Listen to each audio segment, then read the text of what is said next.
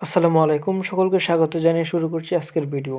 আজকে আমি আলোচনা করব ঢাকা বিশ্ববিদ্যালয় থেকে কিভাবে মূল সার্টিফিকেট এবং ঢাকা মূল বিশ্ববিদ্যালয় থেকে মার্কশিট মূল উত্তোলন মার্কশিট করতে এবং হয়। মূল সার্টিফিকেট উত্তোলন করার ক্ষেত্রে আমাদেরকে প্রথমে ঢাকা বিশ্ববিদ্যালয়ের প্রশাসনিক ভবন ৩ তলা থেকে আমাদেরকে ২টি ফর্ম আনতে হবে, যেই ফর্মের মূল্য ৳১৫।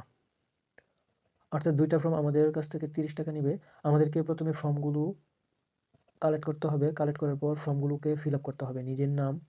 নিজের নাম, পিতার নাম, স্থায়ী ঠিকানা, পরীক্ষার নাম, বিষয়, পরীক্ষার কেন্দ্র, রেজিস্ট্রেশন নাম্বার, সিজিপিএ, সেশন, এগুলো সবগুলো ফিল আপ করতে হবে এবং আমাদের পাসপোর্ট সাইজের একটি ছবি অ্যাড করতে হবে। এই সবগুলো কাজ করার পর আমাদেরকে ডিপার্টমেন্টের প্রধানের কাছ থেকে সিল নিতে হবে এবং কলেজের অধ্যক্ষের কাছ থেকে সিগনেচার এবং সিল নিতে হবে। সেইমভাবে আমাদের মূল মার্কশিট অর্থাৎ মূল সার্টিফিকেট উত্তোলনের ফর্মটা এরকম দেখাবে।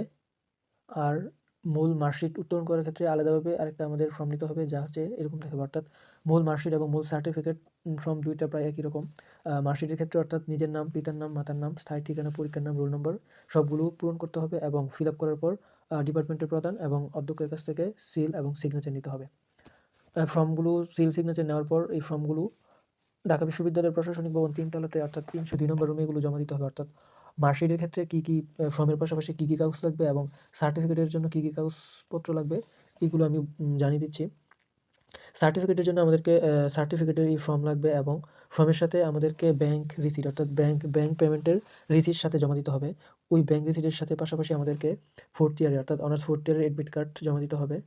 অনার্স 4th ইয়ারের এডমিট কার্ড জমা দিতে হবে এবং অনার্স 4th ইয়ারের অনলাইন রেজাল্ট শিট জমা দিতে হবে এবং একটি আবেদনপত্র জমা দিতে হবে, যা দেখতে এরকম দেখাবে। এই আবেদনপত্রটি চাইলে হাতে লিখেও দেওয়া যাবে। আবেদনপত্রের মধ্যে রোল নাম্বার অর্থাৎ 4th ইয়ার সর্বশেষ ইয়ারের রোল নাম্বার লিখতে হবে, সেশন লিখতে হবে, রেজিস্ট্রেশন নাম্বার, বিভাগ এবং একটি মোবাইল নাম্বার লিখতে হবে।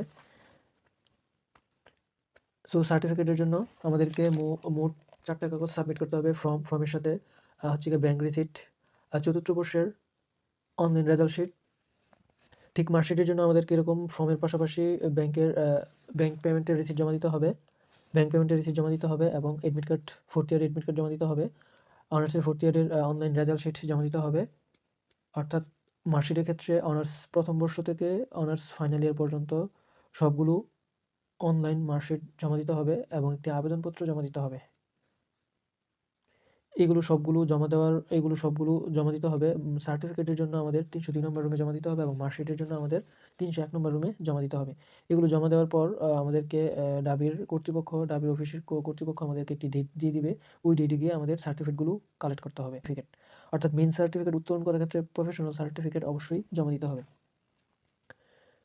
তো আশা করি সকলে বুঝতে পারছেন ঢাকা বিশ্ববিদ্যালয় থেকে সার্টিফিকেট এবং মার্কশিট কীভাবে উত্তোলন করতে হয়। তো সকলে ভালো থাকবেন, সুস্থ থাকবেন। আল্লাহ হাফেজ।